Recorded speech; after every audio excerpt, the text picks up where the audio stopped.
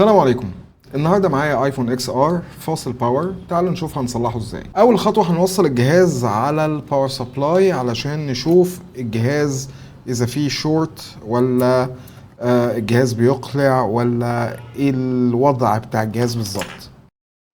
مبدئيا انا ما فكتش اي مسمار، الجهاز جاي لي من غير ولا مسمار، وفلاتة الفيس اي دي كمان مقطوعه. وصلت الباور سبلاي، السحب هنا اهو، مفيش اي سحب امبير، يعني الجهاز ما فيهوش شورت مبدئيا. وبدوس على زرار الباور، سحب 53 ملي امبير. ده معناه ان الجهاز ابتدى يقلع، لكن الذاكره بتاعت الموبايل ما اشتغلتش. او ممكن يكون الجهاز محتاج سوفت وير، الجهاز يكون داخل في وضع الدي اف يو، وضع البرمجه. خلوني اوصل الموبايل على الكمبيوتر واشوف الكمبيوتر هيتعرف عليه ولا لا. سحب الامبير نزل لزيرو، وده معناه ان الاي سي بتاع اليو اس بي حس بدخول الكابل، لكن الكمبيوتر ما حسش بوجود الجهاز. الجهاز دلوقتي عمل ريستارت، طبعا بدون لوجو، مش شايفين الابل لوجو، فالجهاز ما بيتعرفش على الكمبيوتر. تعالوا بقى نفك البوردة نشوف شكلها عامل ازاي. الجهاز جاي لي من محل تاني، فالصاجات اللي هي الشيلز دي متشالة من على الجهاز كله. يا نهار اسود. اي سي الذاكرة متشال قبل كده، اي سي البيز باند مكسر. الاي سي ده ما بيتغيرش، الاي سي ده لو تلف الجهاز مش هيجيب شبكة. ايه ده؟ اللي اشتغل في الجهاز ده جزار. انا هصلح عطل واحد ولا هصلح 100 عطل في الجهاز؟ اي سي اليو اس بي متغير وفي مكونات ناقصه، ده قصدير، ده كده يعني ممكن يعمل شورت. برضو هنا الخطوط دي هي اللي بتنقل للبطاريه نسبه الشحن ودرجه الحراره.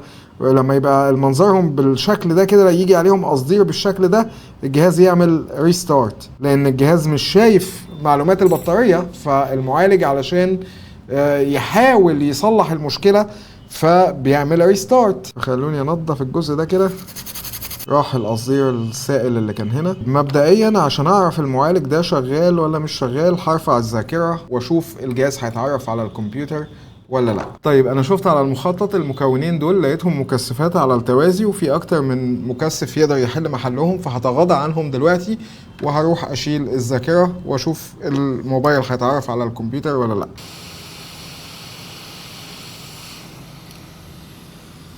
دي الذاكرة بتاعت الموبايل، هخليها على جنب واركب البوردة في الشاسيه. وجاي اركب البوردة في الشاسيه، لقيت فلاتة الفيس اي دي اللي انا كنت معتقد انها مقطوعة ملفوفة والبوردة كانت راكبة عليها، فاحتمال تكون مقطوعة برضو، احتمال بسبب التانية اللي اتنتها دي انها تكون مقطوعة. اخر همي دلوقتي الفيس اي دي. خليني بس ايه اشوف البوردة دلوقتي هل هتقرا على الكمبيوتر وتبتدي تاخد سوفت وير ولا لا.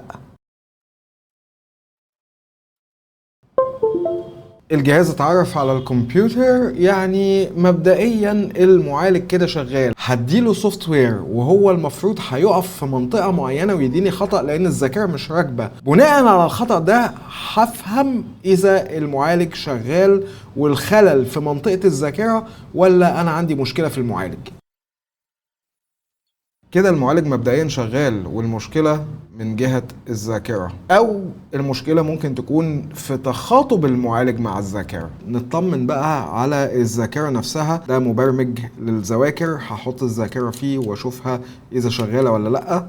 الذاكرة قرت معايا إنها شغالة 128 جيجا. تعالوا نشوف على البرنامج هتقرا معايا ولا لأ. الذاكرة قرت معايا لكن مفيش داتا عليها، مفيش سيستم، فأنا هعمل لها فورمات.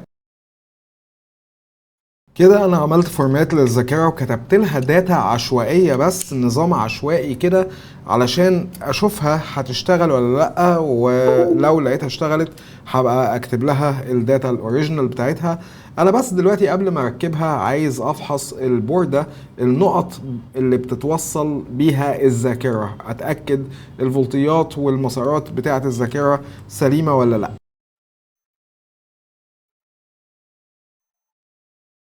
انا من ساعه ما شفت السلك ده وانا مش مطمن. الباشمهندس اللي اشتغل في الجهاز قبل مني شايل مقاومه قيمتها 12 كيلو اوم، حاطط مكانها واير اللي هو يعتبر كانه مقاومه 0 اوم يعني.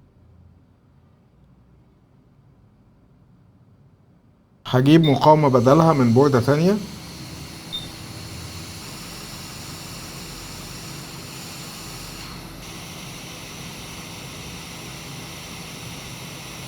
برضو في مقاومة هنا كمان مهمة ناقصة. انا عايز اقول لكم ان المقاومة دي هي السبب المشكلة، هي اللي بتخلي الجهاز ما يقراش على الكمبيوتر.